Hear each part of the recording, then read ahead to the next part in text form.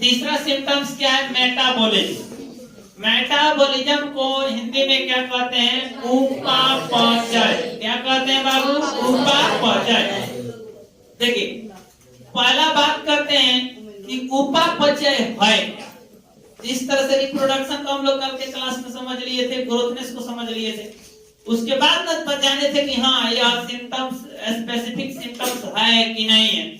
उसी तरह पहले यहाँ जानेंगे कि मेटाबॉलिज्म है क्या, उसके बाद इसको जानेंगे इसके सिम्टम्स को कि इस सिम्टम्स कैसा है। तो सबसे पहले मेटाबॉलिज्म मतलब उपापचय। उपापचय सजीव के अंदर होने वाले दो क्रिया को कहते हैं। कितने क्रिया को? दो क्रिया। एक निर्माणकारी क्रिया और एक विनाशकारी क्रिया। दो क्रिया, एक होता है निर्माणकारी क्रिया और एक होता है विनाशकारी क्रिया। तो सामूहिक रूप से निर्माणकारी तथा विनाशकारी क्रिया को उपापचय कहते हैं। उपापचय कहते हैं। ये दो प्रकार के होता है। मेटाबॉलिज्म मतलब उपापचय कितना प्रकार के होता है? दो प्रकार का होता है। एक होता है एनाबॉलिज्म, एक होता है एनाबॉलिज्म और एक होता है कैटाबॉलिज्म। एक होता है कैटाबॉलिज्म। देखिए बाबू, एनाबॉलिज्म और कैटाबॉलिज्म एक ध्यान रखिएगा।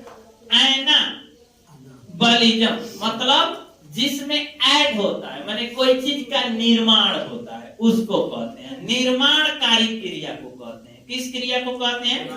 निर्माणकारी क्रिया को कहते हैं। निर्माणकारी क्रिया को। और कैटाबॉलिज्म विनाशकारी, विनाशकारी क्रिया को कहते हैं। किसको कहते हैं बाबू?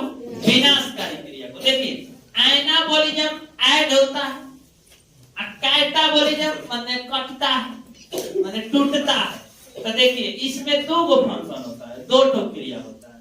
एक पहला एनाबॉलिज्म, दूसरा कैटाबॉलिज्म।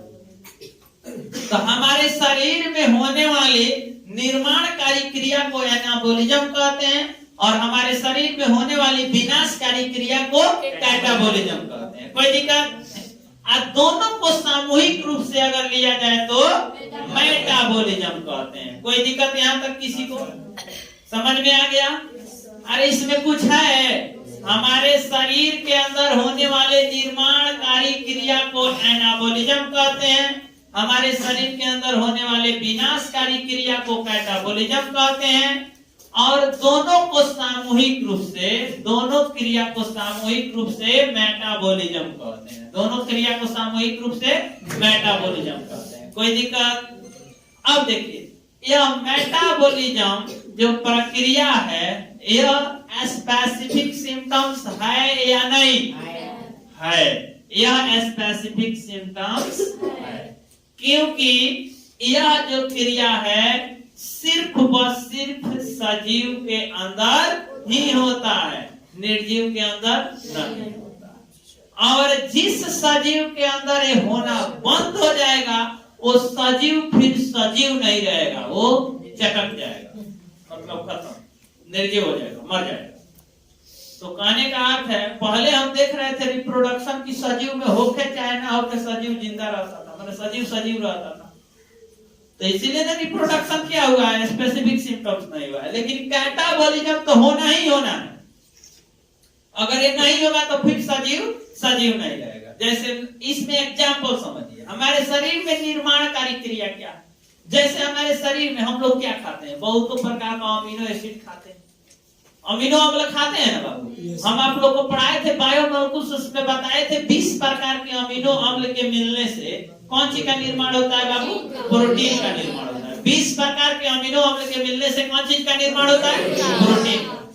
इस 20 प्रकार के अमीनो अम्ल में 10 प्रकार का, माने 2 प्रकार का अमीनो अम्ल पाया जाता है, जिसमें 2 होता है। एक होता है नेसेसरी अमीनो अम्ल, एक होता है अननेसेसरी अमीनो अम्ल। मतलब आवश्यक अमीनो अम्ल और अनावश्यक, मतलब necessary amino acid and unnecessary amino acid.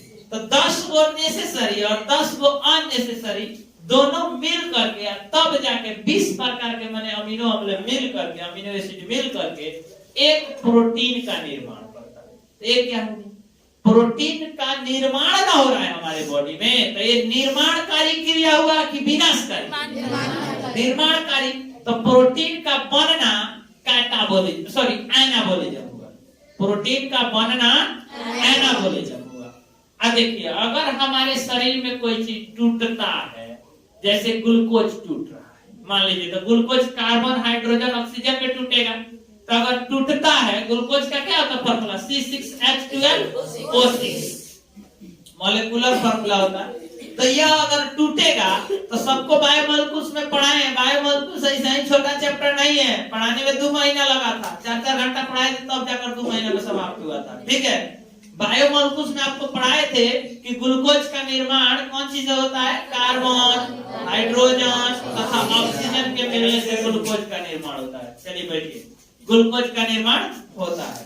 तो जब ये टूटता है तो कौन सी पे टूटेगा? कार्बन, हाइड्रोजन, ऑक्सीजन पे टूटेगा। तो ये टूट रहा है ना, ग्लूकोज टूट के कार्बन बन गया, हाइड्रोजन बन गया, ऑक्सीजन बन गया। तो इस क्रिया को क्या कहेंगे? कैटाबॉलिज्म कहेंगे। इस क्रिया को क्या कहेंगे? कैटाबॉलिज्म। आपको पढ़ाया था ना, मोनोसैकेराइड जो है जुटेगा तो ऑलिगोसैकेराइड, पॉलीसैकेराइड बनेगा, पॉलीसैकेराइड टूटेगा तो ऑलिगोसैकेराइड बनेगा, ऑलिगोसैकेराइड टूटेगा तो मोनोसैकेराइड बनेगा, मोनोसैकेराइड टूटेगा तो कार्बन, हाइड्रोजन, ऑक्सीजन बनेगा। बताए थे ना, सब याद रखिएगा। भूल गए कि याद है? हमारा चैनल सबको याद नहीं रहेगा, वहीं से खड़ा करके पूछ देंगे, सब बताएगा। तो ये मेटाबॉलिज्म क्या है? एक क्रिया है, और ये बॉडी के अंदर, ह्यूमन बॉडी के अंदर, किसी भी एनिमल्स के अंदर होता है। और यह जो लक्षण है, यह कैसी लक्षण है? तो विशिष्ट लक्षण। कोई दिक्कत? तो अभी तक विशिष्ट लक्षण कितना मिला? सिर्फ एक, जिसका नाम है मेटाबॉलिज्म।